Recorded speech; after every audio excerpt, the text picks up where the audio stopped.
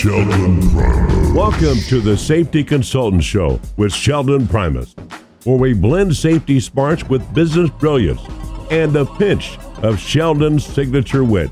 Whether you're a safety pro, a fresh-faced consultant, or just safety curious, get ready for a show that'll educate, entertain, and elevate your safety game. Let's dive into the art of consulting with your safety Sherpa himself, Sheldon Primus. This episode is powered by Safety FM.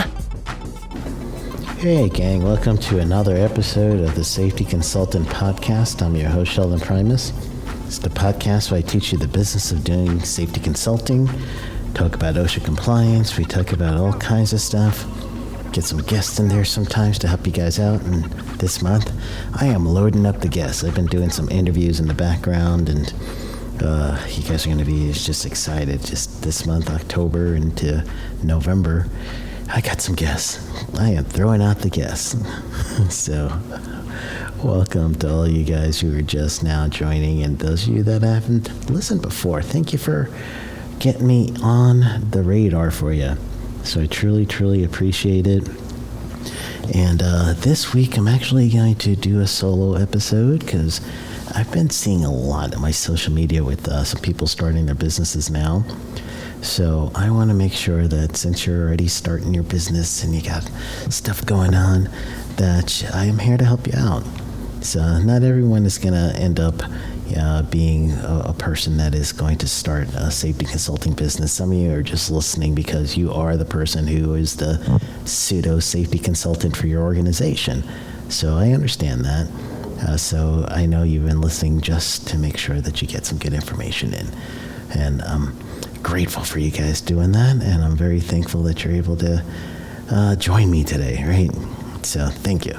Thank you. Thank you. Yes.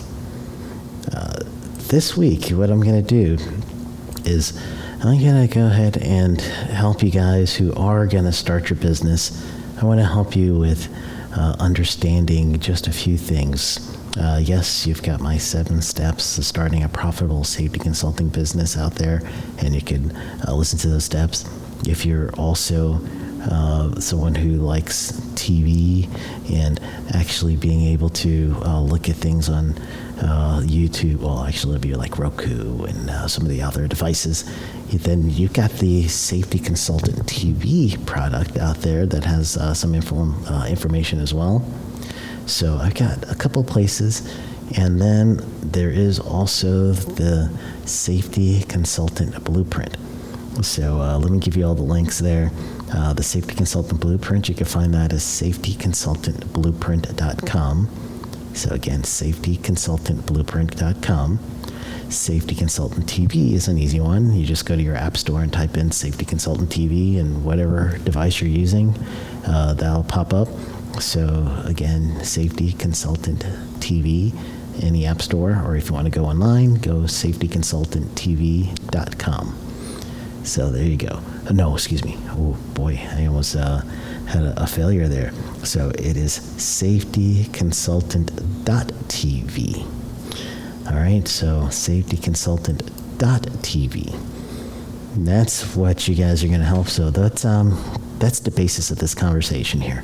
So some of you may just be ready for the podcast version. That's the free version. You get all the information. You listen to past episodes. You're going to get some really good help. Some of you may need to, you're ready to step into this thing a little bit more.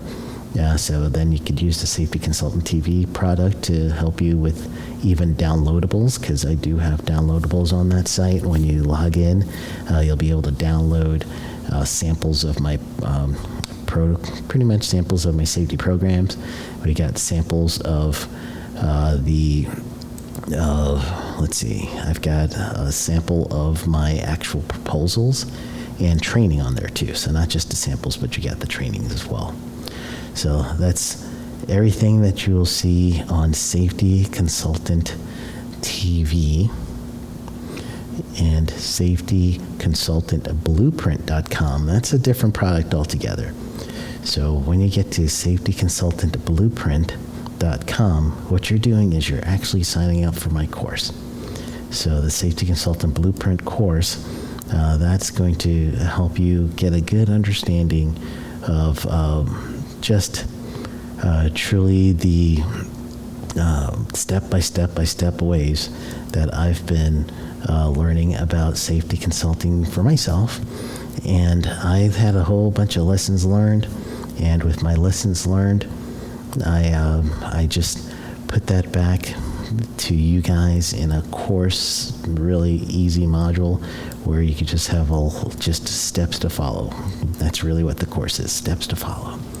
So the information that you're going to get from this podcast episode is coming from that. So let me just go ahead and let you guys get the information you need. So first, choosing a name.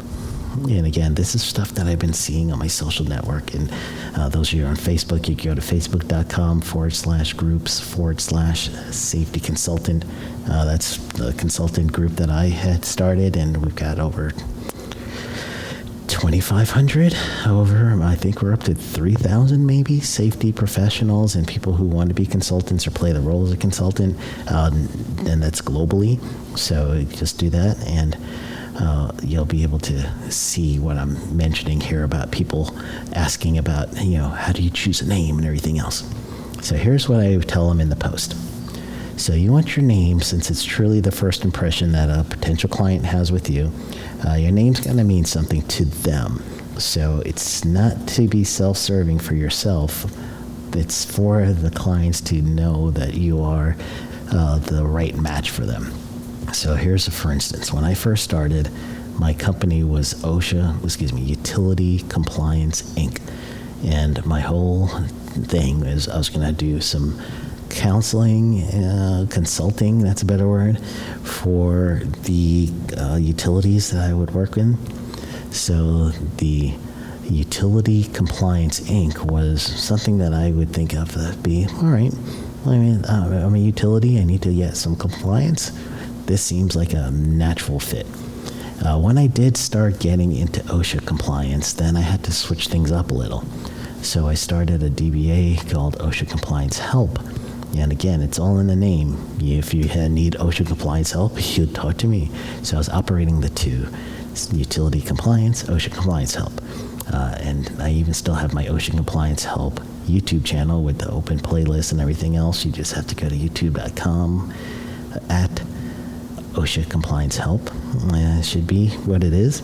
So it gives you an idea of when you're ready to name your organization, it's not really for you. I could have made it Primus Safety Systems or something like that. And they will know that there's a safety system that I'm addressing. But honestly, it's a lot easier if I'm dealing with construction. I could put something in there like, Construction Safety Network. It's all in the name. You don't want the clients to have to guess too much as to what you do.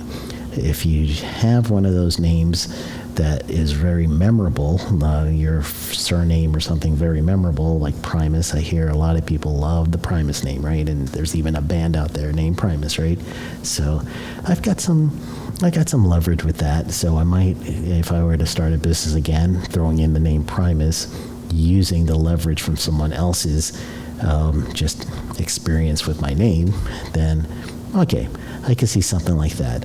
But if you're just, Smith Safety, it may not have the same gravitas, So that's it. First thing you want to do is pick a name that is going to be simple, it'll be professional, it'll be something that will show relevance to the industry, and you also want to check and make sure it's available online too. If you pick a name and someone else has that name, that's going to be even more problematic. So before you designate your name of your organization, check the web to make sure that no one else has it. Check locally to make sure no one else has it, just in case you're one of those areas where you're a big city and there might be many other services. Check for that too. All right, so the next thing that you want to do, how to get your first client, right? You got a name, now you got to get clients. So here's me giving you the cheat sheet. Network. There you go. You got to network with friends and colleagues and family and church and everything else. Keep your ears open to hear things that would be hazards that you could find solutions for. And then not only that, listen to who the decision makers are so that you could contact the decision maker and not just get held up by whoever is the gatekeeper. You're probably going to have to offer some free consulting service. It may look like maybe a free half-hour training, or it may look like a free overview of one of their safety programs for compliance. Just make sure that if you're doing something free, it's not going to cost you too much to do any of this work except time.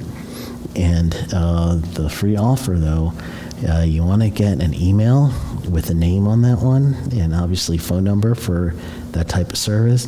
But you are going to have to start making an email list at some time, because that's going to help you with keeping on top of mind with everyone. And that's a lesson for a lot later. But honestly, you need to start your email list right now, even if you don't have an email service system. Because the next step to getting more clients is going to be leveraging things like LinkedIn and social media. So if you post about, let's say your specialty is hydrogen sulfide, and you post a nice blog post on hydrogen sulfide, people might want to say, hey, this is a good post. Let me see where this guy is. This lady could help me out. So at that point, that's when you're going to need to draw them to you somehow. And that's going to be maybe a free ebook. It might be a free training. It might be an overview, a 15-minute talk with me. Something like that is going to get them in. But you want that email and the phone number so you could respond back to them later on and keep a conversation going. So you're going to also want to create some sort of portfolio or case study or something of work that you have done and you've been successful in. So if you're just starting, you're not going to have that opportunity. So think about things that you are doing with your current employer or did with a previous employer. That's the kind of stuff that you want to put in there and start your first case study. And so you're not going to reference your organization as doing this work, but you as the individual. This is your success story. All right, so that's the two things that you're going to need to remember there. So far, I'm going to give you one more when we come back after the break. But right now, what you're going to be looking for is, I want you to think of a name and make sure it's relevant to your industry. Keep it simple, keep it professional, check the availability and make sure no one else is using that name. Think about all the areas you can network and get referrals, and what would be your free service. So while I'm away, you guys are going to think about that. And then when we come back, then I'll give you some more tips for getting started. All right? We'll be back with more of Sheldon Primus and the Safety Consultant Show in just a moment.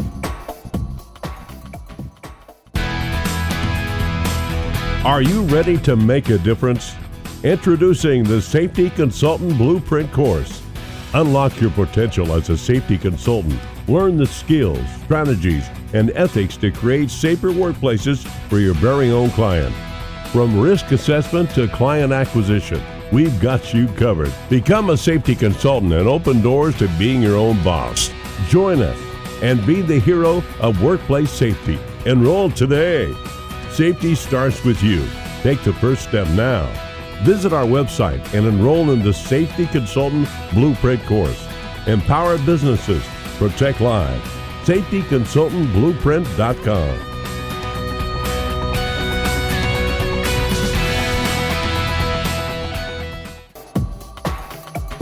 We now return to the Safety Consultant Show.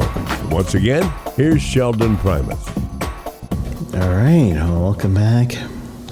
And now let's talk about the other stuff. Oh yeah, I also forgot to tell you guys as a reminder that you also want to get your LinkedIn and social media and all that. Start a business account too. So it's not your personal one. You want to do it through a business account and get that case study in. So now let's talk about pricing. So pricing is one of those things that is, you kind of have to think of it as a scientific method. So let's say you're doing training. Training you could do as a flat rate if you're going to, when I work with a lot of safety councils and people who are local safety networks, and I'll give them a day rate, and then they go through their people, if you would, their members, and then they say, we're offering this course during this time period for this day. So my payment's going to come through the council, and whatever they make over my day rate is going to be something for them. So that's a good way of doing it. If you're going to host your own class, and I started out hosting my own classes, I had to go through hotels and go through community centers are really good for hosting your own classes because they're great prices. And they're also looking for rentals too. So I go to those places. I'll make sure that it's, you might have to do a deposit, but make sure you can get your deposit back. Most of those times when you have to do a deposit, you want to make sure that you know exactly what date your deposit's gonna go, and set a couple of days before that as being the last day for registration. So you want to make sure that you have all information on registration from open registration if you're going to host your own classes, and do that just, maybe the week before or the Friday before the event, so that you just know exactly what to expect, especially if you're going to be providing food, because you need to order food services and all that stuff. Price that in. So that's another way of doing it. And when you're doing something like that, you are going to be drawing people in, so you're going to be doing the marketing yourself and everything else. If you're using a safety council, they're going to be letting their salesperson take over, and they're going to market the event because they have the ability to make some money from that. So that's going to be the difference between the two. You might have to do both, so don't think one's exclusive to the other one. When you're pricing, you want to consider the market, but you don't want to match everyone else's prices. The differentiator is you, what you bring to the table. So you want to make sure that no matter what you do, that you're going to price your worth, okay? And don't forget, for pricing with your worth, yes, it is going to be something you want to stay close to the market rate. Yes, you should know that, but again, you have to, if it's your pricing more, then you have to tell them why. I wouldn't price too much less, though. The reason why is you're going to end up undercutting the industry. So later on, when you want to do more and more services in your local area, if you're always the cheap one in there, sure, you could get business, but you'll end up getting stuck at that rate. So you don't want to do that. And you're going to undercut your market for the rest of the consultants around you, too. And that's also going to be a bad form for you guys, and you'll never really grow exponentially the way you should. So, we'll give and take with the consideration on that part. So let's give you an example of, before we go on to the next one, this is an example of how I would test the market with prices. I would do OSHA 10s, and right now my OSHA 10-hour classes are about $325 per person. I'll give a discount for groups, like if you're sending multiple people, I'll give you a discount for that. I started pricing it at $225, and then I also priced the same service for $325, and I did a couple of prices in between. So my $225, I actually did not get as many people as my $325 rate.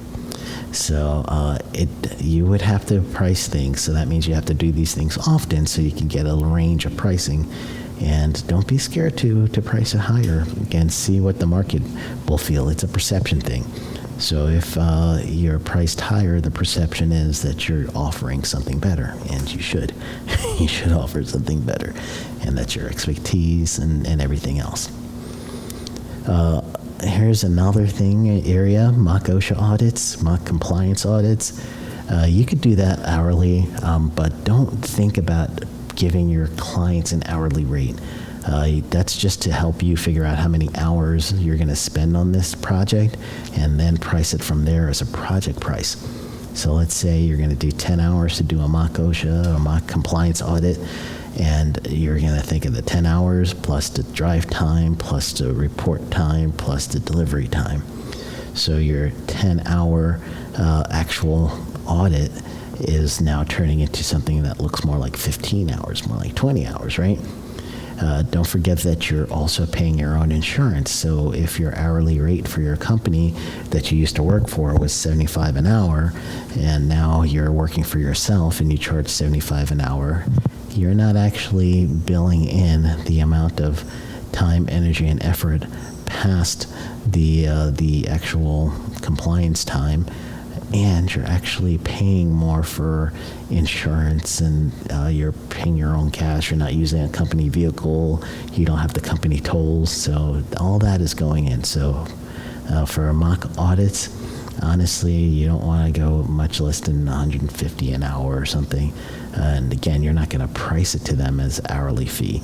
You're going to price it to them as a flat rate. Another way to adjust your flat rate would be working it out as in hazards. If it's a high hazard industry, they get a higher flat rate. If it's a low hazard industry, they get a lower flat rate. Even though it might take you the same amount of time for each one of the clients, you're going to represent the actual hazards that the workers are exposed to and you yourself are exposed to. And don't forget that, again, your reference point isn't what you really want. It's how much you're saving the client. All right, so let's say a client was to get a citation. I know OSHA citations, and let's say it's a duty to have fall protection. Most of those are going to be right around $5,000. So if I'm going to offer a fall protection class and then 10 workers are going to have the ability of having $5,000 each one for a training violation, then that's a $50,000 violation. So if I'm charging $1,000 for me to save the company $50,000, I'm losing some money in there. So again, you got to think about how much is your service worth to this individual, to this organization, and then that's what the price you're going to use. And the way for you to do that is truly to look at what would be the consequences if they don't have this service. And that's how you're going to find out what is it worth, this organization. Last would be service contracts, the last two. Service contracts, when you're on a retainer, make sure you say the retainers for these deliverables, so you don't get scope creep where all of a sudden you're doing all kinds of jobs and your deliverables, if you didn't have any, you're like, hold on, I didn't sign up for this. I'm not going to also be your safety officer. I'm the consultant. So at that point in service contracts, give them clear deliverables that you are expecting out of them and that they should expect out of you. If you're going to do something monthly, especially showing up at a place for once a week, you're going to want to make sure you're going to take into account not only the time you're going to be there and give yourself an actual time, including lunch hours. I have a 6-hour workday with an hour lunch. That's what I put in my contracts. So put that in there so there's no ambiguity. People know exactly what your time is worth. And then stick to it. Also give them an hourly rate for if it's extra than the contract. So give them a clear scope of the contract, but they may need to call you for projects for little things here and there. Give them an hourly rate for that. I remember the written programs and safety documents, which is the last conversation. I would do $70 an hour with a 3-hour minimum, and that's U.S. price. So the $70 an hour with 3 hours minimum, and that's when I first got started. So I knew for sure that I'm going to make X amount of dollars for one written safety program to review or to write. And in those cases, then if I were to find a deficiency, such as not only does it need an update in the training, but I mean in their written programs, but they need training too, that's a separate price. So that's the upsell, if you want to say it that way. And I know sometimes people don't want to hear it like that, but that's really what it is. And so the tips overall for success: you need to know your market, yes, and understand it, but you need to know your value and the value of your service to the employer. That's the more important part. So think outside of what you used to make and what your hourly rate is and what you think is a reasonable hourly rate. You got to break yourself from that mindset altogether. What is your service going to be? How is your service going to monetarily help the potential client? And then you're not going to gouge them, obviously, because you want repeat business. So you're also going to think of what services can I provide that is the next logical step for this client. And that's going to help you keep that client longer. And for each client, you want to have at least a 3x return. Sometimes I'd say a 4x return. So what that means is not only are you doing one service for them, let's say it's a training service, you want to come back next year and retrain, right? So that's going to be a second time you're going to work with this client. So that's 2 times. And that's what I mean by 4x. The x is how many times you're going to offer service. So one client, if you offer service to them 4 times, then that's a 4x relationship. And you could also include a 4x relationship or client relationship as being them referring you to someone. So that is also one of the X, if you were to think of it that way. All right? So let me sum up. Here's the recap. Let me sum up. Those of you guys that are Princess Bride fans are loving that one. So choose a name that is going to be relevant to your business, to your industry. Keep it simple so your clients don't get confused. Check that availability. Make sure no one else has got it. You're going to get your first clients by networking. Work your referrals. Work every angle you can. Constantly be listing out to who may be in need of service, friends of friends if you need. You're going to offer something free. And then also you want to think about leveraging your LinkedIn, social media. Get a case study of a success story that you've done. You want to think about your rates and how much you're saving the client, as well as, yes, some market value consideration, but you're going to offer what is right for you. All right. Lastly, if you're going to truly think about growth, don't undervalue yourself. It's important that you know that your worth is more as the consultant because you're the expert. So you have to charge as an expert, and that will be respected. And if you ever feel like I can't charge that much, think of how much would a personal accountant charge? How much would a lawyer charge? That's our peers. Okay, so think about our peer group.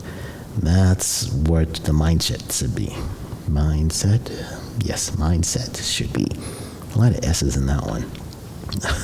All right, gang. That's it.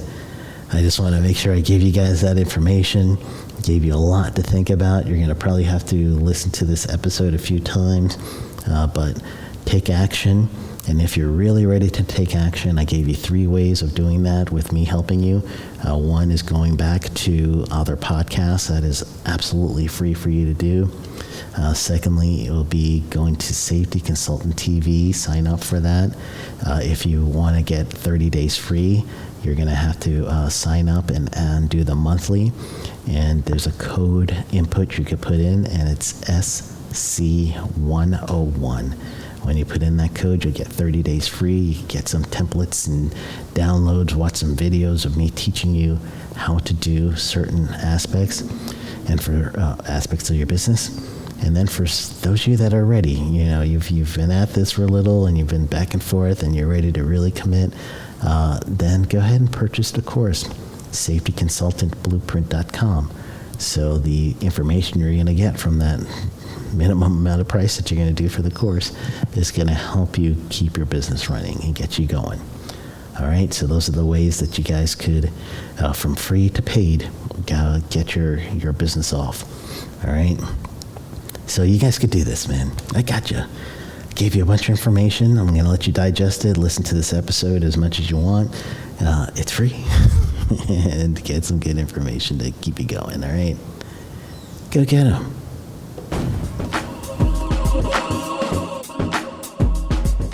That's a wrap for today's safety show. Remember, safety isn't just about hard hats and caution signs. It's about business smarts too. Thanks for joining us on the Safety Consultant Show with Sheldon Primus. Until next time, stay safe, stay savvy, and keep consulting like a boss. Go get 'em. The views and opinions expressed on this podcast or broadcast are those of the host and its guests and do not necessarily reflect the official policy or position of the company. Examples of analysis discussed within the past hour, only examples. It should not be utilized in the real world as the only solution available, as they are based only on very limited and dated open source information. Assumptions made within this analysis are not reflective of the positions of the company. No part of this podcast or broadcast may be reproduced, stored in a retrieval system, or transmitted in any form or by any means, mechanical, electronic recording, or otherwise, without prior written permission of the creator of the podcast or broadcast, Sheldon Primus. This episode has been powered by Safety FM.